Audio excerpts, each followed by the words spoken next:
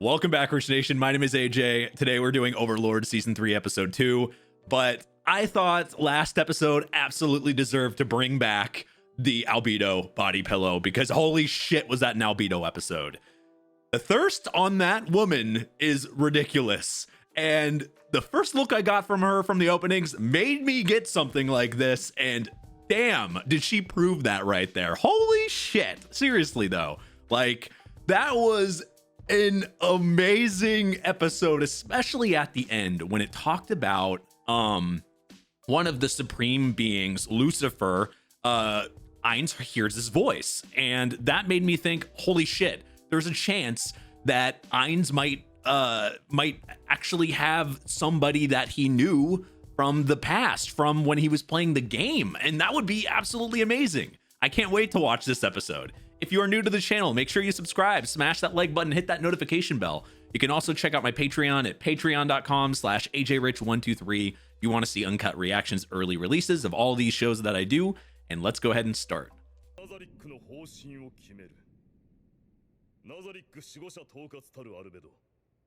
Oh, so it's not going to talk about it?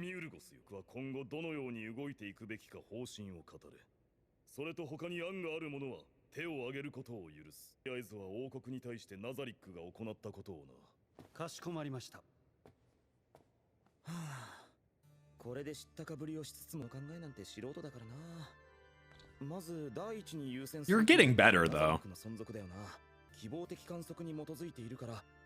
I thought that's what... Are they going to address what happened at the end of last episode?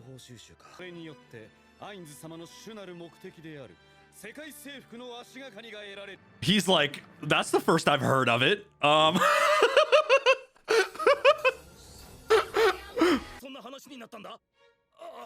don't think he ever actually said those words, right? Maybe they just interpreted what he was doing as that. I guess you could, a lot of the things he's done so far. Was it when he was talking about back in the beginning near season 1? He was talking about, I'm trying to remember the exact words. You guys let me know in the comments down below. I'm sure you know what I'm talking about. Where they're up in the air and he said something about wanting everything there, or God, I hate not remembering things. You guys let me know in the comments down below, but I'm sure you know what I'm talking about. Oh, okay, so it's gonna say, right? Ainz can't remember, so I don't feel too bad that I can't remember.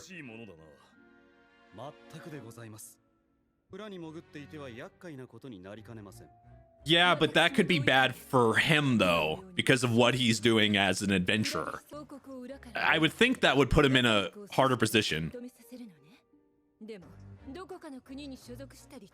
Oh, that too.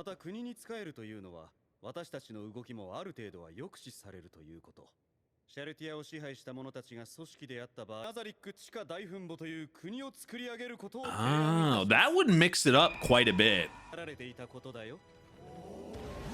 He's speaking for him now.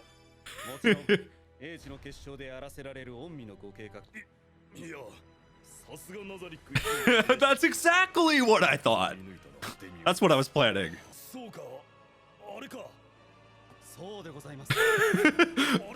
What thing?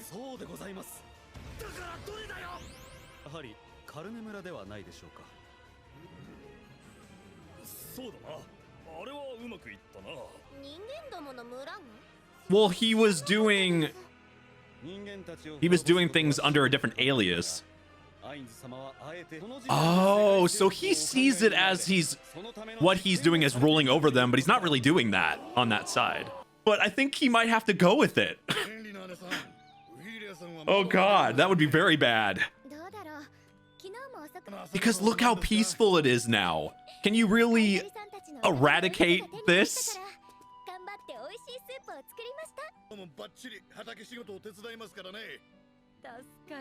The goblins can kind of just, you know, coexist with these guys.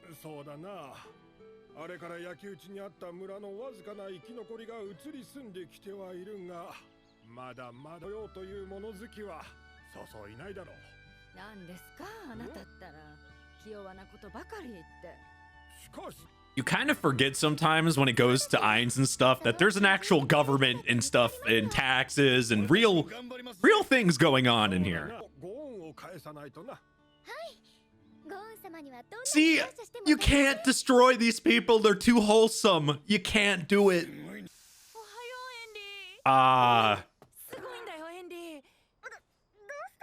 The hentai protagonist is back.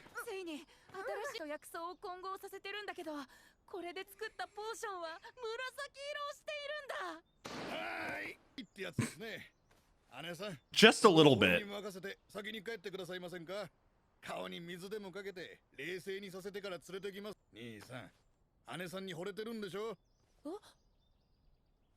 About as obvious as it gets. You can do both if you know how to multitask.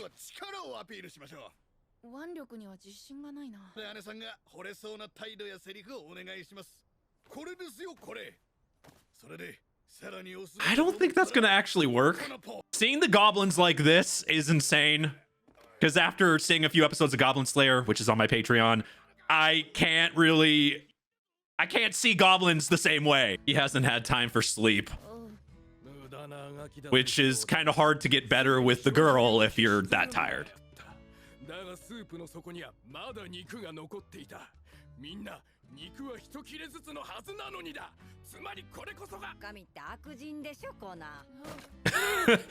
Yeah. That would be a horrible death. Death by soup. Like suffocating in your soup.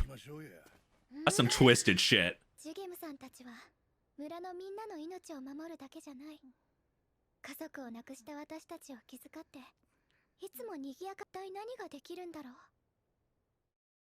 She seems to have done so much, though. And they've improved so much since Eins has been there.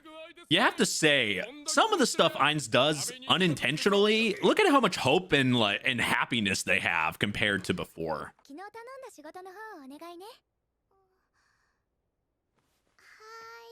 After a dramatic experience like that, it can change somebody. Oh, I don't like it when somebody holds a knife like that.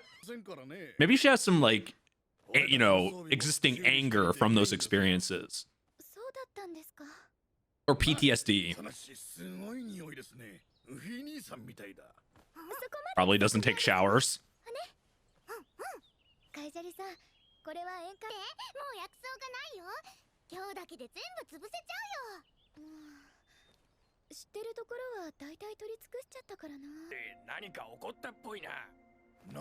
Well, without the giant hamster there anymore, like at being a guardian,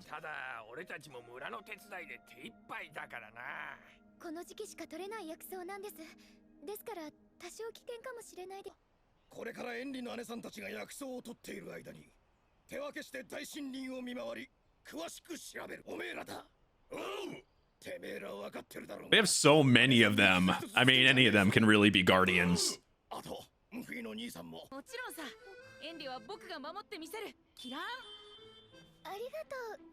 That's a start. You could use yourself as a human shield.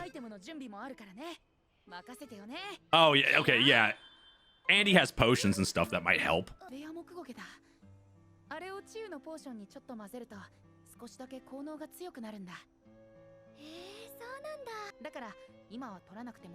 That's his uses right there. He's so knowledgeable about things like that.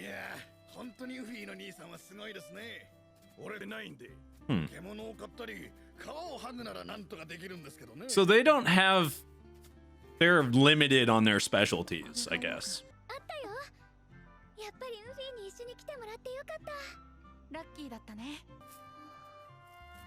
I think he's just a bit nervous. It'd be so easy for him if he just, you know, either made a move or at least said something. You can tell she's into him too, but... In a dark forest, there's something that might attack you? Nani? Kid goblins? Or the... Or something else. Orc?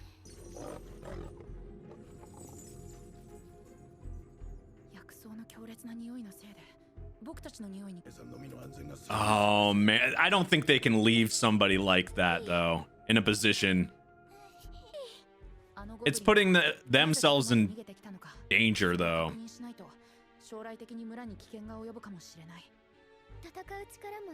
That's the problem. They have to rely on the goblins because they're not fighters. So prior experiences dictating what she does now. I wonder what the level of this thing is compared to the others. Okay, at least you have some benefits. You got a healer slash, what would that be? A chemist? That was pretty sick, actually. That worked well together, surprisingly well.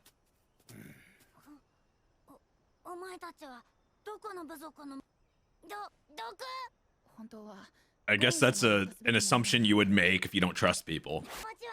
So he got healing potions or poison.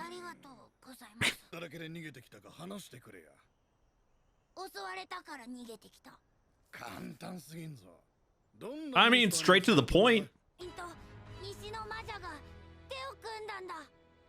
So that could be a problem for them in the future. First of all, good on them for actually saving saving that small goblin or orc. I want to say a goblin, but it doesn't really necessarily look, it looks more like an orc to me. But each show any show I've seen, animated or non-animated, they change the look a little bit, so it's kind of hard to tell. But I would say the biggest issue they're gonna have is these tribes coming down to the village and then slaughtering everybody. So what can they do? He's been experimenting. That guy, the anti-protagonist, I like to say, he's been making these potions, doing things. Now it's hard to remember some things from season 1, but Demiurge, when he said earlier in the beginning of the episode about that somebody was, I forgot what he said, but one person was doing something except one person. I'm assuming like the way he's experimenting and then he likes experimenting and doing stuff like that, are they possibly working together? Or he had him maybe make these potions, for Ainz and for everybody else. Tell me if I'm wrong there in the comments. But that's what I kind of got from that. They're like him and his grandma are like making potions and like experimenting behind the scenes on things. Because in the beginning of the episode, they're talking, was it the beginning of this episode or last episode, they were talking about experimenting, or humans and non-humans like being able to co-create and doing that. Just sounds very creepy, but when you think about it, potions, creating stuff to be able to make things like that happen would fall on somebody like this. So maybe that's why he's not sleeping. Maybe that's why it seems so strange with him, because he's working on weird things like that behind the scenes. Now, I could be wrong there, but that just seems like it's maybe not just healing potions or healing things from poison. He might be working on other stuff, or maybe not Ainz realizing what they're doing or whatever. But that's just what I got from that thing that we got from him in the beginning. But I do like, I kind of was surprised. I thought they were going to get their asses kicked by that chained wolf thing. I really did, because I don't know, maybe it was like a setup for something bad to happen. I was feeling that. Fortunately it didn't, but I was so surprised how well they worked together. Like it just reminded me of having like a good balanced party in an MMO. Like you have 3 people on the front, right? You got 3 fighters. Then you have somebody casting assist spells, like assists or heals.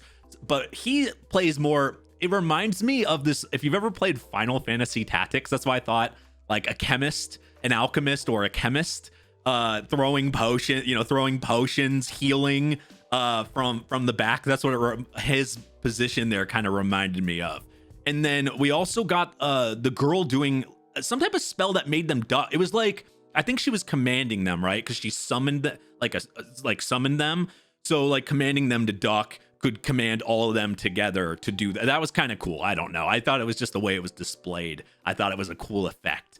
But anyway, yeah, not much else to say about this episode. It is nice to see that they have improved, because if Ainz never went through there, think of this, even though he's doing a lot of stuff for himself in that group, that village is so much better off that Ainz went through it than not. Let's just say that straight up.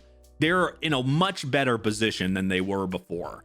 And even if it wasn't something that he was intending to do, you have to give it to him. He is benefiting people. He is doing things for people and not even realizing it. Or, I mean, it is for his own benefit, but it's still, in this side, they look up to him for one. And on top of that, they actually are benefiting from it. But anyway, thank you for watching. If you're new to the channel, make sure you subscribe, smash that like button, hit that notification bell. Check out the episodes early and uncut over on patreon.com/ajrich123. We got a bunch of stuff over there. Like I mentioned during the episode, we do have a few episodes of Goblin Slayer that I did as Patreon requests. So feel free to check it out along with all of the other Patreon requests and all the other shows that I do. Thank you for watching, and I will see you guys next time. Bye-bye.